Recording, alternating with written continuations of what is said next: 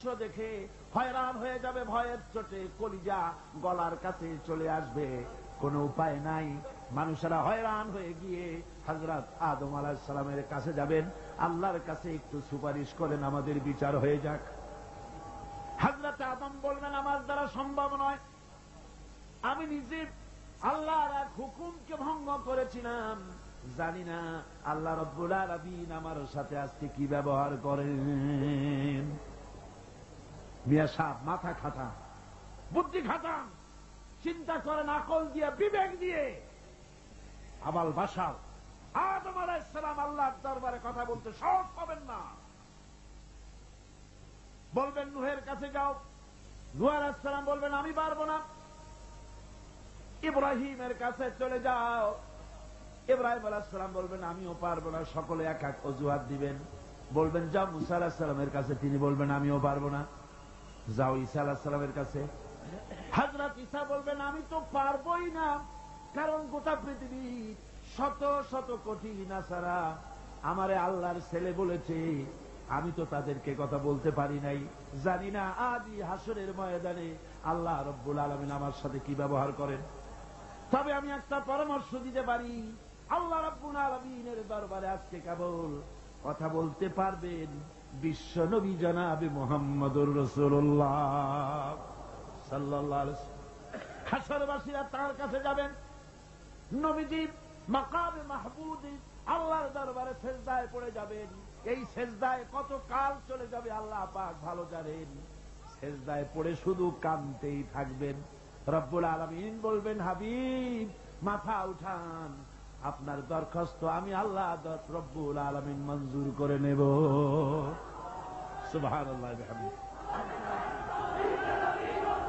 আমার ভাইয়েরা, ওই আল্লাহ রাব্বুল আলামিন বলেন কিয়ামতের দিন, কিয়ামতের দিন, কিয়ামতের দিন আমার সামনে আমার বিনা অনুমতিতে কেউ কথাও বলতে পারবে না।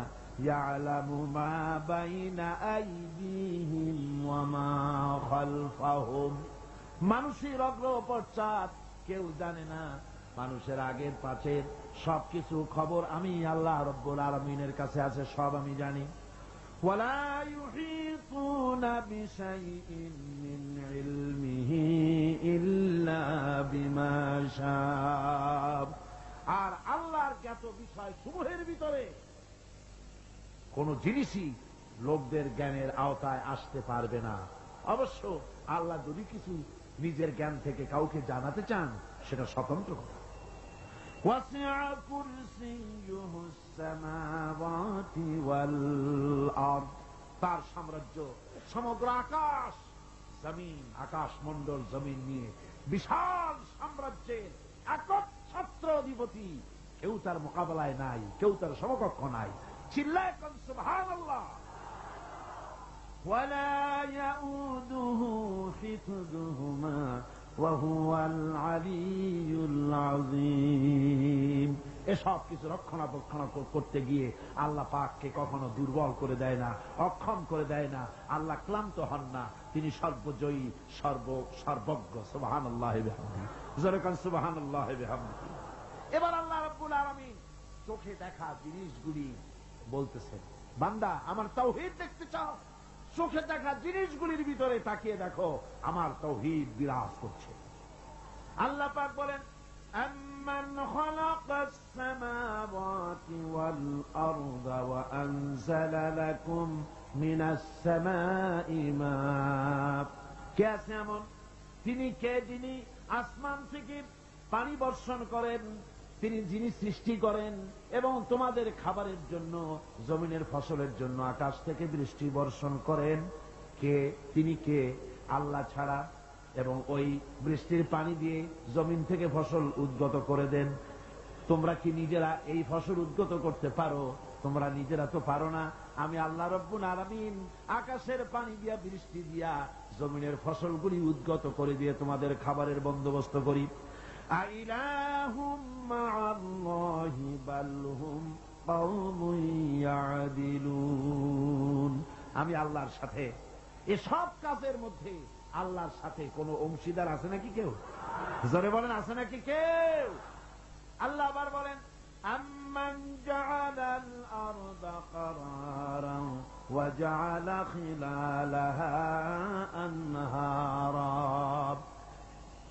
তিনি যিনি এই জমিনকে বসবাসের উপযোগী করে তৈরি করে দিয়েছেন, স্থিতি করে দিয়েছেন। জমিন হেলে না, দোলে না, নাচে না, তোমার নিয়ে উল্টায়া ফালায় দেয় না। এই স্থিতি করে জমিনকে তৈরি করেছেন। আর জমিনের উপরে নদ নদী প্রবাহিত করে দিয়েছেন তিনি বাকে। তিনি তো একমাত্র আল্লাহ রব্বুল আলামিন। পাহাড় দিয়া জমিনটাকে এমন ভাবে টাইট করে দিয়েছেন যাতে করে জমিন তোমাকে নিয়ে নড়াচড়া করতে না পারে। আল্লাহ পাক বলেন, আইলাহুম মাআল্লাহি বাল আকসারুহুম লা ইয়ালামুন। এসব কাজে আল্লাহর সহযোগী আছে নাকি কেউ?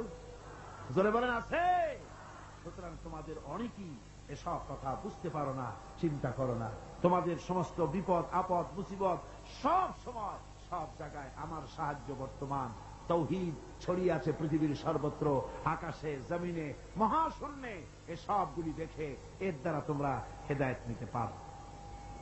ভাইরা আমার, এই তাওহীদে পরিপূর্ণ বিশ্বাস করতে হবে। আল্লাহ ছাড়া কেউ নাই, আল্লাহ ছাড়া মালিক নাই, আল্লাহ ছাড়া খালেক নাই, আল্লাহ ছাড়া গাফফার নাই, তিনি ছাড়া জব্বার নাই, তিনি ছাড়া কাহার নাই, তিনি ছাড়া সাত্তার নাই, তিনি ছাড়া মুহাইমিন নাই। তিনি সবকিছুর মালিক, সন্তান দেওয়ারও মালিক, আবার না দেওয়ারও মালিকও তিনি। সন্তান কে দেন? জোরে বলেন, কে দেন? যারে খুশি ছেড়ে দেন, যারে খুশি মেয়ে দেন, যাকে খুশি ছেলেও দেন, মেয়েও দেন, আবার যাকে খুশি কিছুই দেন না। সবকিছুর ক্ষমতা তার। এখন এই তাওহীদের মুমিন ব্যক্তির উপরে তাওহীদের 10টা দাবি আছে। অনেকগুলি দাবি, তার মধ্যে 10টি দাবির কথা আমি আপনাদের সামনে বলবো। কয়টা দাবি? 10টা ইনশাআল্লাহ। 10টি বড় দাবি। অনেকগুলি দাবি আছে মুমিনের প্রতি। ঈমান আনছি এ কথা বললেই হলো না, এ কথা বললেই হলো না। পশ্চিম দিকে সেজদা দিতে দিতে কপালে দাগ ফেললেই হলো না। তাওহীদ বুঝতে হবে, আর ঈমানের দাবি, তাওহীদের দাবি পরিপূর্ণ করতে হবে। সেটা কি? সে দাবি হচ্ছে মুমিন ব্যক্তির নিকট তাওহীদের যে মূল দাবি, সেটা হলো আল্লাহর মর্জিকে গুরুত্ব দিতে হবে সবচাইতে বেশি, আর মহব্বত করতে হবে আল্লাহকে সবচাইতে। এটা হলো তাওহীদের দাবি। সবচাইতে ভালোবাসতে হবে কাকে? আল্লাহ পাক কোরআনে কারীমের মধ্যে বলেন, ওয়ামিনান নাসি মান ইয়াত্তাখিযু মিন দুনিল্লাহি আনদাদান ইউহিব্বুনাহুম কাহুব্বিল্লাহ। মানুষের ভিতরে এরকম অনেক মানুষ আছে, আল্লাহরে যেভাবে ভালোবাসা উচিত সেভাবে ভালোবাসে না, বরং এত সব কিছু জানার পরে, আল্লাহর এত অবদান পাওয়ার পরে আল্লাহর পরিবর্তে মানুষকে বেশি ভালোবাসে। আল্লাহকে ভালো যতটা বাসা উচিত এরকম বাসে না। সুতরাং মুমিনের প্রথম দাবি হলো, তাওহীদের প্রথম দাবি হচ্ছে আল্লাহর যা করতে হবে আল্লাহকে খুশি করার জন্য। কারে খুশি করার জন্য? যা করব কারে খুশি করার জন্য? আল্লাহকে খুশি করার জন্য। আল্লাহর কথা অনুযায়ী, নবীর কথা অনুযায়ী কাজটি করতে হবে আল্লাহকে খুশি করার জন্য। আর ভালোবাসতে হবে সবচাইতে বেশি, জীবনের চাইতে বেশি কাকে? আল্লাহকে। আল্লাহ সুবহানাহু ওয়া তাআলা, তাকে ভালোবাসতে হবে। এটা হলো আপনার তাওহীদের প্রথম দাবি। তাওহীদের দ্বিতীয় দাবি, আল্লাহ রাব্বুল আলামিনের দরবারে কৃতজ্ঞতা স্বীকার করতে হবে। তার কৃতজ্ঞতা স্বীকারকারী বান্দায় পরিণত হয়ে যেতে হবে। আল্লাহ পাক বলেছেন, ওয়াশকুরু লিল্লাহি ইন কুনতুম ইয়্যাহু তা'বুদুন। প্রকৃতপক্ষে তোমরা যদি আল্লাহর বান্দাই হয়ে থাকো তাহলে কৃতজ্ঞতা স্বীকার করবে আল্লাহর, একমাত্র তারই প্রশংসা করবে, তার কাছেই শুকরগুজারি করবে। এই শুকরটা যদি বেশি করো তাহলে আল্লাহ খুশি হবেন। আল্লাহ বলছেন, লা ইন শাকারতুম লাযীদান্নাকুম ওয়া লা ইন কাফারতুম ইন্না আযাবী লাশাদীদ। আমার শুকর যদি আদায় করো বেশি করে, তাহলে আমার শুকর আদায় করলে নিয়ামত আমি বাড়ায় দেব। আর যদি না শুকর হও, কৃতজ্ঞ যদি হও, শুকরিয়া আদায় না করো, তাহলে মস্ত বড় শাস্তি আমি তোমাদের জন্য রেখে দিয়েছি। মানুষের অভ্যাস হলো যখন সুদিন আসে আল্লাহরে ভুলে যায়। আর যখন বিপদ আসে তখন আল্লাহর কথা খুব মনে পড়ে। কথা ঠিক কিনা? কোরআনে কারীম বলছে, وَإِذَا أَنْعَمْنَا عَلَى الْإِنسَانِ أَعْرَضَ وَنَأَىٰ بِجَانِبِهِ وَإِذَا مَسَّهُ الشَّرُّ فَذُو دُعَاءٍ عَرِيضٍ। আল্লাহ রাব্বুল আলামিন বলেন, যখন আমি বান্দাকে নিয়ামত দেই, নিয়ামত পেলে বলে, তখন সে পিঠ প্রদর্শন করে আমারে বুড়ো আঙ্গুল দেখায়। আর যখন বিপদ আসে তখন লম্বা চৌড়া দোয়া শুরু করে যায়। দেখেন না, যখন তুফান হয়, ঝড় হয়, টর্নেডো হয়, বরকি হয়, প্রচন্ড ঝড় এসেছে, এই ঝড়ের মোকাবেলায় কাঁপতে থাকে, আল্লাহ আমারে বাঁচাও, রক্ষা করো। আল্লাহ যদি দয়া করে মেহেরবানি করে ঘরটারে বাঁচাই দিল, তারপরে সকালবেলা কয় যে আমার বাবা বড় বুদ্ধিমান ছিলেন, পাকা শাল কাঠের খুঁটি দিছিলেন আর তাল গাছের চৌকাঠ দিছিলেন, নইলে কি ঘর টিকতো, যে ধাক্কা লাগছিল। আল্লাহ কয় দেখো বাঁচাইলাম আমি, কানলো আমার কাছে, আর এখন প্রশংসা করে তাল গাছের আর বাপ। বিপদে পড়লে আল্লাহর কথা খুব মনে ওঠে, আর বিপদ যখন যায় আর মনে থাকে না। এক বেচারা তুফানের মধ্যে পড়ছিল, নদীর ঢেউ, প্রচন্ড ঢেউ, বলতেছে আল্লাহ কোন রকম রহম করে আমার একটু খাল পর্যন্ত নিয়ে দাও, তারপর আমি যাইতে পারবো না। বিপদ যখন আসে সে সময় আল্লাহর কথা খুব মনে পড়ে বান্দার, আর বিপদ যখন চলে যায় তখন আল্লাহকে বেমালুম মানুষেরা ভুলে যায়। এই জন্য তাওহীদের দাবি হচ্ছে মানুষ যেন শকর গুজারকারী, কৃতজ্ঞতা স্বীকারকারী বান্দায় পরিণত হয়ে যাবে, সব জায়গায় শকর করবে আল্লাহ। পানি খাবে, পানি পান করে বলবে আলহামদুলিল্লাহ, খানা খাবে বলবে আলহামদুলিল্লাহ, কোন একটা ভালো কাজ দেখবে বলবে আলহামদুলিল্লাহ। সমস্ত প্রশংসা হবে আল্লাহ রাব্বুল আলামিনের। কার হবে? তাওহীদের তৃতীয় দাবি হচ্ছে, দাবিগুলি মুখস্থ করে যান, কাজে লাগবে, কিয়ামতের দিন কাজে লাগবে, দুনিয়ায় কাজে লাগবে। এই তাওহীদ যদি না বুঝি, শিরক থেকে যদি না বাঁচতে পারি, ঈমান যদি বদ্ধমূল না হয়, দুনিয়ার ভিতরে মুসলমান টিকে থাকার কোনো কারণ নাই। আল্লাহ সেই সব নামধারী মুসলমানদের কেন সাহায্য করবে যারা নামাজ পড়বে, সেজদা দেবে আল্লাহরে, আর সাহায্য চাইবে কোন কবরের কাছে গিয়া, কোন খাজার কাছে গিয়া সেজদা দিবে যেখানে সেখানে। 3 নম্বরে তাওহীদের দাবি হচ্ছে কেবলমাত্র আল্লাহ পাককে সেজদা করবে, আর কাউকে সেজদা করা যাবে না। সেজদা হবে কার জন্য? চিল্লা কোন কার জন্য? আল্লাহ রাব্বুল আলামিন বলে দিয়েছেন, চন্দ্রকে সেজদা দিও না, সূর্যকে সেজদা দিও না, কাউকে সেজদা দিবা না। সেজদা দিবা কেবলমাত্র আমি আল্লাহরে, মাথাটা আমার সামনে নত করে দাও। আমি সেদিন বলেছিলাম, বোধহয় মনে আছে, আমাদের শরীরটাই আল্লাহ বানাইছেন সেজদা দেওয়ার কায়দা করে, যাতে করে সেজদাটা দেওয়া যায়। দেখেন হাতটার কোনায় এই কেনুর ভিতরে যদি জোড়া না হইতো তাহলে সেজদার সময় হাতটা ভাঁজ হইতো না, ঠিক কিনা? বোঝেন কথা? কেনুতে যদি কবজা না হতো, এটা কি হাত হইতো না লাঠি? লাঠি হয়ে যেত। হাতের আঙ্গুলগুলোর ভিতরে যদি কবজা না হতো, হাতটা একটা কাটা চামচে পরিণত হয়ে যেত, ঠিক কিনা?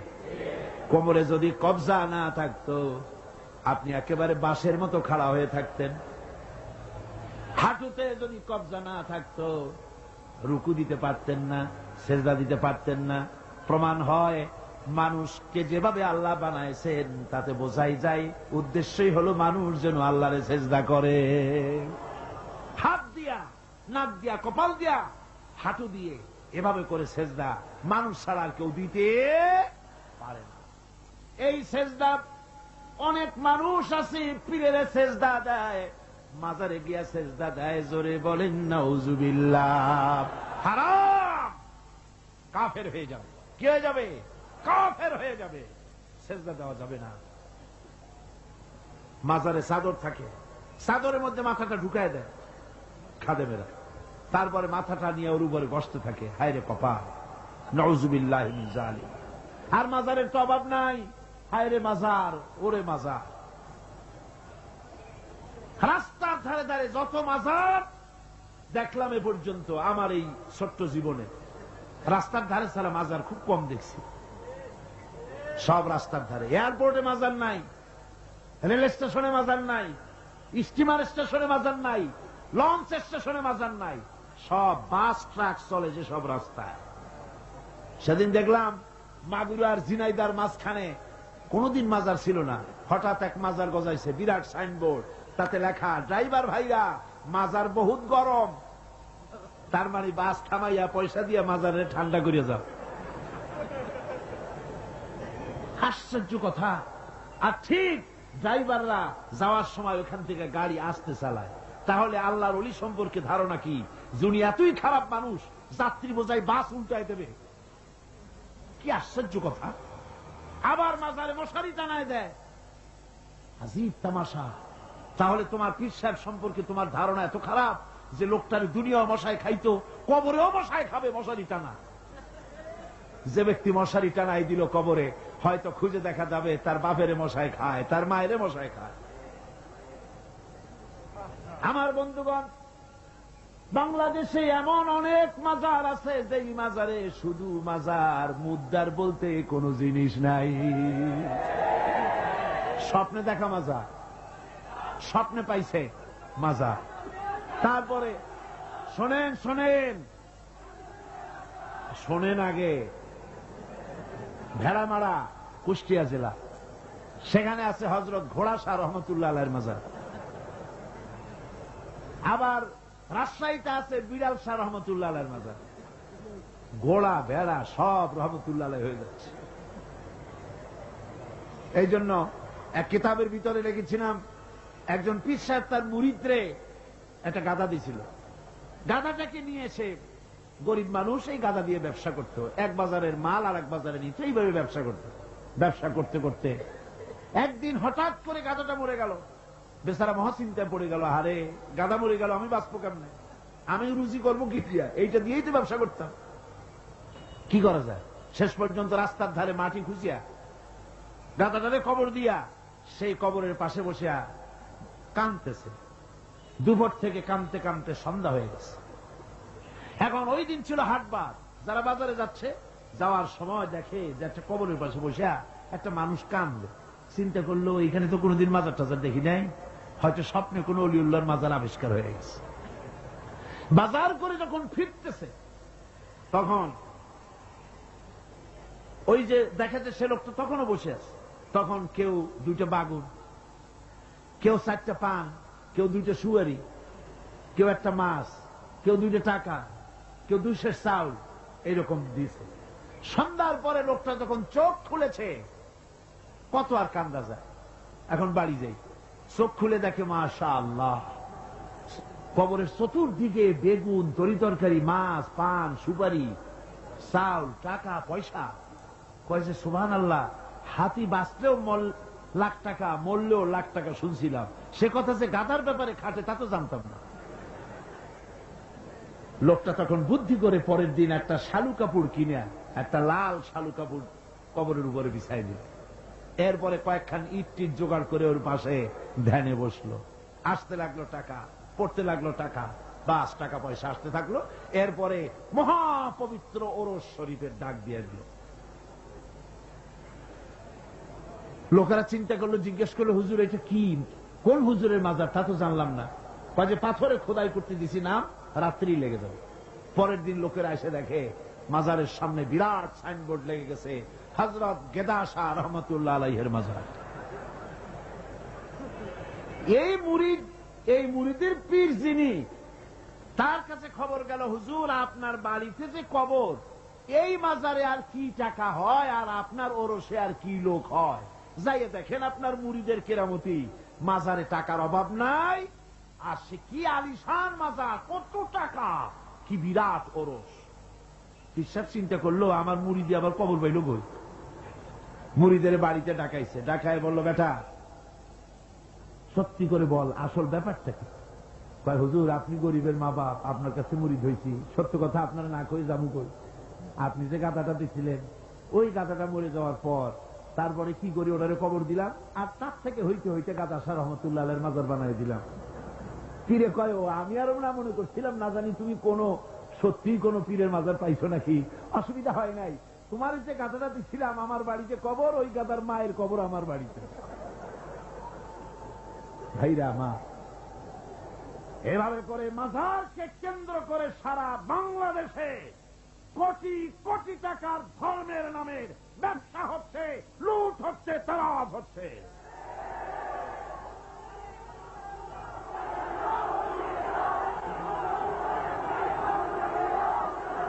আমার বন্ধুগণ, সুতরাং মাজারে লক্ষ্য করুন, মাজারে সেজদা দেওয়া যাবে না, পীরের সেজদা দেওয়া যাবে না, মাজারে টাকা দেওয়া যাবে না, চাদর দেওয়া যাবে না, আগরবাতি দেওয়া যাবে না, পয়সা দেওয়া যাবে না, মোমবাতি দেওয়া যাবে না। দিবেন আপনারা? দিবেন? কারা কারা দিবেন না? বিহাত উঁচু করে দেখান। আলহামদুলিল্লাহ। তাওহীদের চতুর্থ দাবি হচ্ছে নামাজ আদায় করা। তাওহীদের চতুর্থ দাবি কি? নামাজ আদায় করা। সেজদা দিবা, কারে দিবা? আল্লাহ রাব্বুল আলামিন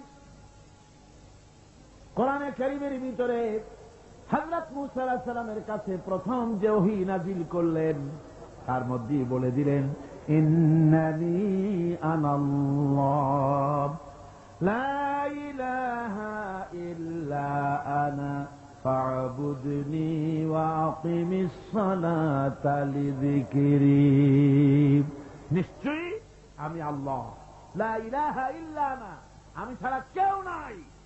ফা'বুদনি, আমার গোলামি কর, আমার দাসত্ব কর, আমার আনুগত্য কর, আর আমার শরণার্থে নামাজ আদায় করো। নামাজ আদায়, এই নামাজ আদায় করতে হবে। বহু মুসলমান